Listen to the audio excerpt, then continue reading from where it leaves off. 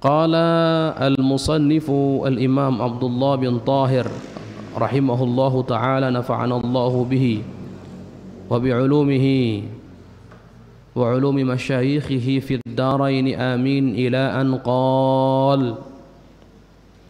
Pembahasan kita masih dalam pembahasan sebab-sebab kekufuran bagian ketiga, yaitu berupa perbuatan. Kita sudah selesai membahas tentang beberapa sebab-sebab kekufuran atau kemurtadan yang sumbernya adalah i'tiqad, keyakinan. Kemudian kita juga sudah membahas sebab-sebab kekufuran yang bersumber kepada perbuatan. Kita masuk, dan kita sudah masuk pada pertemuan lalu pada sebab yang ketiga, mohon maaf, yaitu sebab-sebab kekufuran berupa atau sumbernya adalah lisan atau ucapan. Kita telah sampai kepada perkataan musannif qal wa kasukhriyati bismin min asma'illahi ta'ala. Ini sudah selesai pada pertemuan yang lalu. Qal wa ka'ayyaqula syakhsu wa ka'ayyaqula bainal qausain asy-syakhsu law amarani Allahu bikadza lam af'alhu, aw yaqulu asy-syakhsu bainal qausain law saratil qiblatu fi jihati kadza ma sallaitu ilaiha, aw yaqulu asy-syakhsu law a'tani Allahu al-jannata ma dakhaltuha mustakhiffan aw mudhiran lil 'inad fil kull. Baik, tolong perhatikan anak-anakku semuanya. Ini sebab kekufuran sumbernya adalah lisan, ucapan. Hati-hati dalam menjaga lisan. Hati-hati. Sampai-sampai para ulama mengatakan athratul qadami khairu min atharat lisan. Keplesetnya kaki itu lebih ringan, lebih baik daripada keplesetnya lisan. Kaki kepleset paling luka, dan luka itu ditanggung oleh kita sendiri. Tapi kalau lisan sampai kepleset, wal'iyadhu billah, lisan kepleset bisa mengantarkan seseorang keluar daripada agamanya. Itu mengerikan sekali, wal'iyadhu billah. Lisan kepleset dengan ngegunjing orang lain, mengomongkan keburukan-keburukan orang lain dengan enak dan santainya, itu bisa menghapuskan amalan-amalan atau pahala-pahala yang didapat. Walayadzubillah. Ini lisan berbahaya, sehingga para ulama mengatakan, ingat, saghirun jurmuhu, bentuknya kecil, kabirun jurmuhu, tapi besar kriminalnya, akibatnya besar, kejahatannya besar. Itu lisan.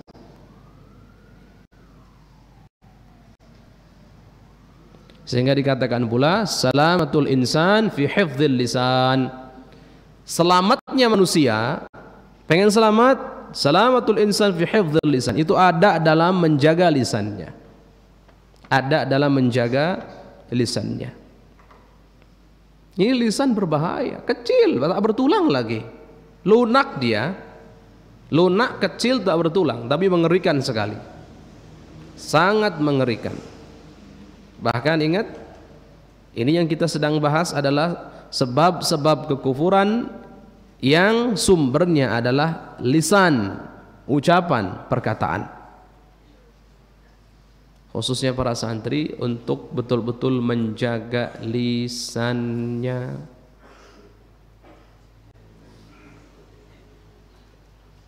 Ada pertanggungjawaban besar yaumul qiyamah nanti. Bahkan ada sebagian hamba Allah nanti akan Allah tarik ke neraka jahanam, dan akan tersungkur di neraka jahanam, itu sebab karena lisannya. Allah. Bahkan ada seorang wanita yang dianggap salehah karena sholatnya hebat, rajin, puasanya rajin, Masya Allah, qiyamul lailnya rajin, tapi dia memiliki lisan yang tajam, suka ngomongkan tetangga, nyakiti hati orang, nyakiti perasaan orang lain, sehingga apa yang terjadi? Ternyata tempatnya ada di neraka jahanam. Tempatnya ada di neraka jahanam. Baik, oleh karenanya ini lisan. Sampai istilah dalam bahasa kitanya, mulutmu harimaumu.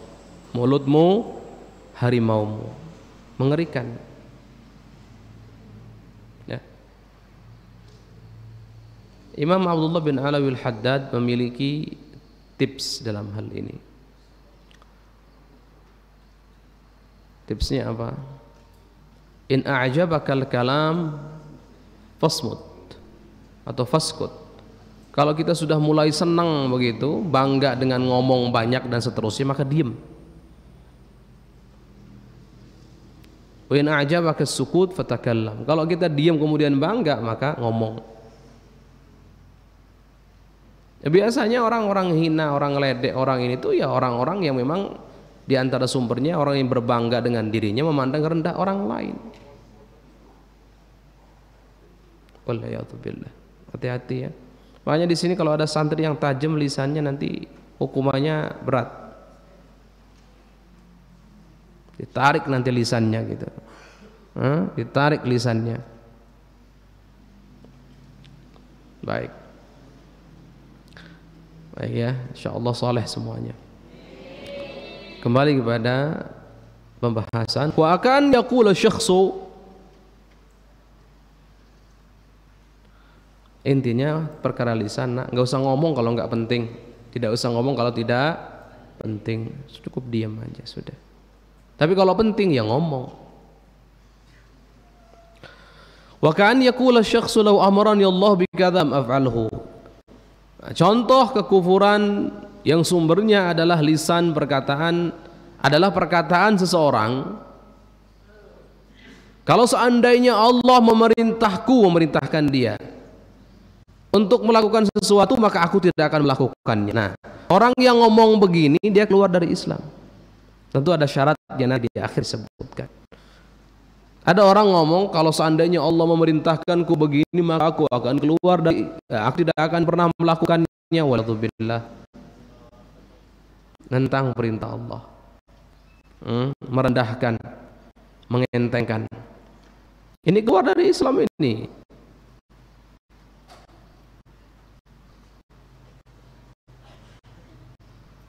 Atau seseorang berkata kalau seandainya kiblat, lau sarat kiblatu fi jihati kadza ma shallaitu ilaiha. Kalau seandainya kiblat itu ada di arah ini ada barat, utara, selatan. Kalau di salah satu arah, seandainya di arah tetap aku tidak akan sholat menuju kiblat, menghadap kiblat. Ini kataan tidak akan sholat menghadap kiblat ini sama. Ini mengakibatkan seseorang orang muslim keluar dari Islamnya. Hati-hati.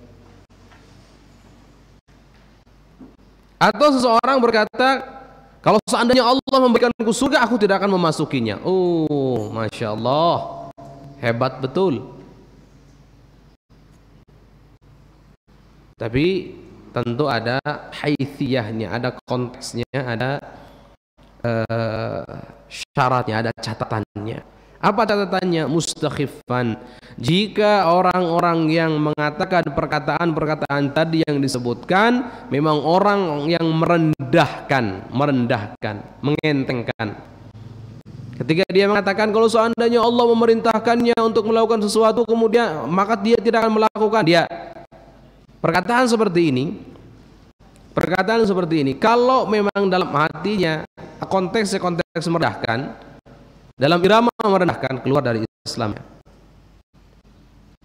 Atau kalau seandainya kiblat ada di selatan contohnya, dia tidak akan hadap kiblat, salatnya hati-hati. Kalau kelihatan dalam irama merendahkan, keluar dari Islam dia. Atau mengatakan kalau aku dikasih surga tidak akan masuk dalam surga, dia mengatakan seperti itu dalam irama merendahkan, maka dia pun akan keluar dari Islam. Saat itu langsung dia keluar dari Islam otomatis. Atau menunjukkan pembangkangan, bangkang, ngeyel, bangkang. Mudhiran menunjukkan, menampakkan. Lil inad, pembangkangan. Al-inad mukabarah, al-inad mukabarah. Ini orang membangkang tuh orang sombong tingkat tinggi, orang membangkang. Contoh diberitahu 1 kali 1 sama dengan berapa? 1 kali 1 sama dengan berapa? 1. Ada yang ngomong 2, diberitahu 1 tetap ngeyel jadi 2. Ini bangkang orang. Kalau orang salah wajar manusia. Tapi ketika diberitahu dan dia sebetulnya tahu, dia nggak mau mengakui. Benar, ini orang membangkang itu begini. Inad, mengingkari, membangkang. Filkul, dalam kul itu semua masalah yang disebut, setiap masalah semua masalah yang disebutkan tadi. Maka hati-hati, jaga lisan. Kalau nggak penting-penting nggak usah ngomong. Kalau nggak tahu tentang hukum syariat juga nggak usah ngomong, diem. Tanya yang tahu.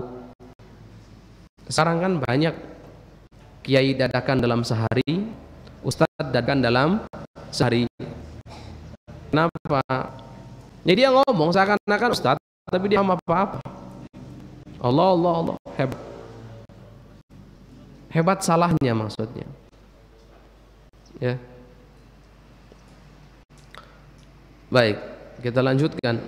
Wa kan yaqula asy-syakhsu law akhadhani Allah bi tarki as-salah ma'a ma ana fihi min al-marad zalamani wal 'iyadzu billah. Ada seorang berkata begini, kalau Allah menyiksaku sebab aku meninggalkan salat sedangkan aku dalam keadaan sakit, maka Allah telah menzalimiku. Jadi menuduh Allah berbuat zalim. Hati-hati menuduh Allah berbuat zalim. Yang menuduh Allah berbuat zalim keluar dari Islam. Karena Allah itu mustahil melakukan satu kezaliman. Mustahil aqlan wa syara'an. Akal kita mengatakan mustahil, syariat pun mengatakan mustahil. Kuat sudah. Nur ala nur, kalau sudah begini kuat. Cahaya di atas cahaya. Mustahil Allah disebut zalim. Apa sih zalim itu? Meletakkan sesuatu tidak pada tempatnya. Zalim. Mengambil hak orang lain dengan cara tidak benar. Itu zalim. Sekarang pertanyaannya, semua yang ada selain Allah milik siapa? Milik Allah. Kemudian Allah melakukan segala sesuatu terhadap apa yang dimilikinya. Ya terserah Allah. Bagaimana disifati zalim? Ini contoh. Nah, gambarannya begini. Ada salah satu di antara kalian punya uang 100.000. Uang itu ditanya, uang itu milik siapa? Milik saya katanya. Anggap namanya Udin. Din atau Udin. Itu uang milik siapa? Yang 100.000 milik saya, itu kata Udin. Jadi uangnya milik siapa? Milik Udin. Kemudian Udin itu membelikan uang 100.000 itu makanan untuk dibagikan ke teman-temannya. Boleh atau tidak? Boleh atau tidak? Kenapa boleh? Karena milik terserah milik dia, mau dibelikan boleh. Atau Udin memberikan uang 100.000 itu kepada fakir miskin, boleh atau tidak? Kenapa? Karena milik Udin, miliknya sendiri. Atau Udin meletakkan uang itu di lemari, boleh atau tidak? Enggak dipakai, boleh tidak? Boleh, terah Udin, orang milik Udin kok. Nah, Allah Subhanahu wa taala melakukan apapun perbuatan Allah yang dilakukan terhadap hamba-hambanya itu adalah perbuatan Allah tersebut sama dengan, ingat, perbuatan Allah tersebut sama dengan perbuatan seorang pemilik uang tadi, perbuatan Udin terhadap uang itu milik dia, terserah. Kita ini semua milik Allah. Mau diapa-apakan pun sama Allah, ya haknya Allah. mau dibeginikan, begitukan, semua haknya Allah, kita milik Allah, selesai. Kemudian Allah akan menzalimi kita? Allah tidak menzalimi kita sama sekali. Karena Allah melakukan segala sesuatu, apapun itu yang dilakukan Allah, memang yang dilakukan itu adalah haknya Allah. Kemudian kita sebagai hambanya, contoh, ketika Allah berbuat apapun terhadap kita, berbuat sesuatu, itu haknya Allah karena kita milik Allah, selesai. Mau Allah apa-apakan miliknya Allah, sudah selesai. Gak mungkin Allah zalim. Kemudian tidak ada hukum yang lebih tinggi dibandingkan hukumnya Allah, selesai.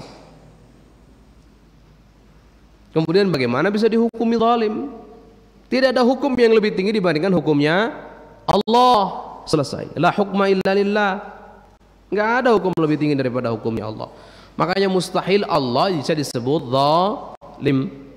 Nah, kalau ada orang ngomong kalau Allah menyiksaku karena aku meninggalkan sholat waktu sakit, maka Allah telah zalim. Nggak ada yang zalim, ente yang bodoh, selesai. Kan masalah sholat gampang, nggak bisa berdiri duduk, nggak bisa duduk bisa berbaring, bisa telentang. Kemudian bisa, kalau telentang juga nggak bisa, ngegerak-gerakan tangan nggak bisa, bisa pakai isyarah, pakai hati, atau pakai mata dulu. Nggak bisa pakai mata, pakai hati. Masih nggak bisa juga, kubur aja udah. Karena orang masih hidup kok, masih sadar, masih ada akalnya kok. Ini ada orang banyak alasan, duh saya nggak kuat berdiri, jadi nggak usah sholat, duduk. Aduh nggak kuat duduk juga, jadi nggak bisa sholat, ayo berbaring. Aduh berbaring nggak kuat, encok dan seterusnya. Telentang, telentang juga nggak kuat ini.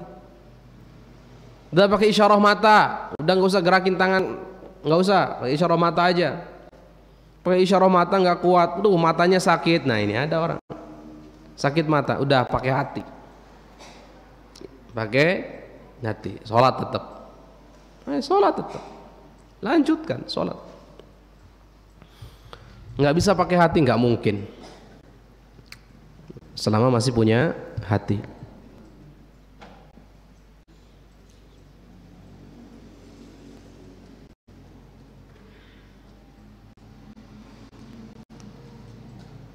Baik ya, jadi jangan sampai ingat ini bab tauhid. Jangan pernah kita menganggap Allah zalim. Mustahil Allah melakukan kezaliman,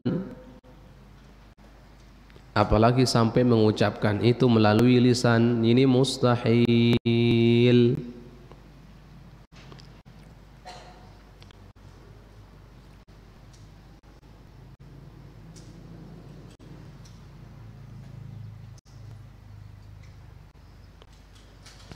Kalau ada seseorang, orang tersebut pengrajin pakaian, sarung contohnya, biasa buat sarung. Orang tersebut mendesain sarung dengan sedemikian rupa, kemudian desain hasil dia, kemudian diterapkan kepada sarung dan sarungnya dicetak. Yang punya hak paten terhadap desain siapa? Dia. Berarti milik siapa? Milik dia. Sarungnya milik siapa? Milik dia. Selesai. Sekarang padahal dia tidak menciptakan. Padahal dia tidak menciptakan. Nah, Allah menciptakan kita semuanya. Allah lebih berhak dong daripada kita semuanya. Makanya apapun yang ada dalam diri kita saat ini bukan milik kita, tapi amanat. Termasuk jasad kita ini amanat dari Allah, bukan milik kita. Sehingga tidak berhak kita untuk menyakiti diri kita sendiri, nggak berhak. Ini milik Allah. Makanya kalau dilarang untuk menyakiti diri sendiri, bunuh diri dan seterusnya, jangan pernah ada yang berkata kan milik saya, terserah saya. Nggak ada yang terserah saya. Tidak ada yang kamu miliki, karena kamu itu diciptakan oleh Allah. Kamu milik Allah, kita semua milik Allah. Sehingga apapun yang ada dalam diri kita saat ini adalah amanat yang Allah titipkan kepada kita. Baik. Au qala asy-syakhsu li fi'lin hadath hadza bighairi taqdirillah. Atau ada seseorang yang berkata, dia berkata menyikapi satu kejadian yang terjadi, li fi'lin hadatha, satu perbuatan yang terjadi. Dia berkata begini, hadza bighairi takdirillah, ini bukan atas dasar takdirnya Allah. Inna lillahi wa inna ilaihi raji'un. Ini keluar dari Islam ini. Dia mengatakan ini bukan takdir Allah. Oh, berbahaya sekali mengatakan ini bukan takdir Allah. Ingat, semua atau apapun yang terjadi itu berdasarkan takdirnya Allah, qada qadarnya Allah. Simpelnya kalau memahami takdirnya Allah itu gampang begini. Semua yang terjadi apapun itu berdasarkan ilmu Allah, berdasarkan iradah Allah, berdasarkan kudrahnya Allah. Sudah, itu makna iman kepada takdir Allah itu begitu. Secara global, secara global, bahwa apapun yang terjadi, dimanapun terjadinya, kapanpun terjadinya, maka yang terjadi tersebut itu semuanya berdasarkan takdirnya Allah. Maksudnya atas dasar ilmu Allah, sesuai dengan pengetahuan Allah maksudnya. Atas dasar kehendak Allah, maksudnya itu memang dikehendaki oleh Allah. Atas dasar kudrah Allah, itu semua karena kudrahnya Allah, kemampuan Allah. Pengetahuan, kemauan dan kemampuan. Ilmu, iradah, kudrah. Apapun itu. Termasuk kalian saat ini, kita semua ada di majelis ini sama. Ini semuanya atas takdir Allah. Maksudnya sesuai dengan ilmu Allah, pengetahuan Allah. Sesuai dengan iradah, kehendak Allah. Sesuai dengan kudrah, kemampuan, kekuatan dari Allah subhanahu wa ta'ala. Sehingga kalau ada seseorang berkata terhadap suatu kejadian, mengomentari satu kejadian, oh ini bukan takdirnya Allah, keluar dari Islam. Dah, simple.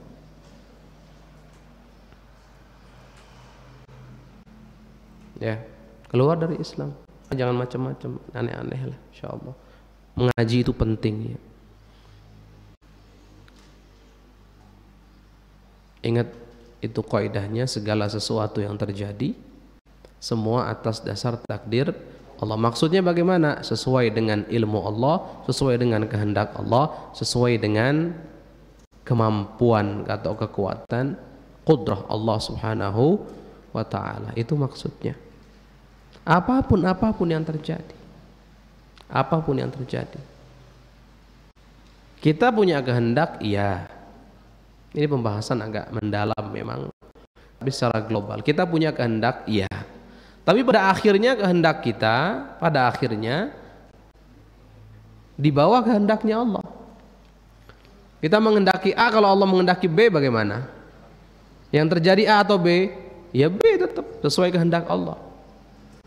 Kita pengen jadi orang kaya raya, Allah menghendaki kita jadi orang serba cukup saja. Yang akan terjadi sesuai dengan kehendak Allah, kita akan jadi orang serba cukup saja. Kita pengennya Masya Allah tercipta dalam keadaan gantengnya luar biasa, tinggi, ideal, ini semuanya Masya Allah. Tapi Allah menghendaki ada kekurangan dalam diri kita. Maka yang terjadi bukan atas dasar kehendak kita, tapi kehendak Allah. Selesai. Dan gitu seterusnya. Baik. Au qala syakhsu, atau seorang berkata, "Lau syahida 'indil anbiya wa wal malaikatu aw jami'ul muslimin bi kadza ma qabiltuhum." Inna lillahi wa inna ilaihi raji'un. Lihat. Atau seseorang berkata, kalau seandainya para nabi, para malaikat dan semua kaum muslimin bersaksi di hadapanku tentang satu kejadian atau suatu masalah, maka aku tidak akan terima kesaksian mereka. Inna lillahi wa inna raji'un. Keluar dari Islam ini. Keluar dari Islam ini, Masya Allah. Menolak kesaksian para nabi berarti menolak agama dong. Menolak kesaksian malaikat berarti menolak agama. Karena nabi-nabi Allah wahyukan kepada mereka, wahyunya melalui perantara malaikat Jibril. Kemudian dalam syariat para nabi disebutkan wujud malaikat, wajib iman pada malaikat dan seterusnya. Allah. Kemudian kita juga tahu bahwa kalau kaum muslimun bersepakat, tidak hanya kaum muslimun tentunya, kaum muslimin, yang lain pun selain kaum muslimin bersepakat, yang sekira-kiranya kesepakatan mereka ini tidak dibuat-buat dan mustahil ada kebohongan secara adah, maka hujjah. Kemudian ini orang menolak, ini aneh orang seperti ini, maka menolaknya dia terhadap kesaksian para nabi, para malaikat dan semua kaum muslimin itu bentuk daripada penghinaan, bentuk daripada mengentengkan agama, dan dia telah keluar daripada agamanya sendiri. Wallahu alam bissawab.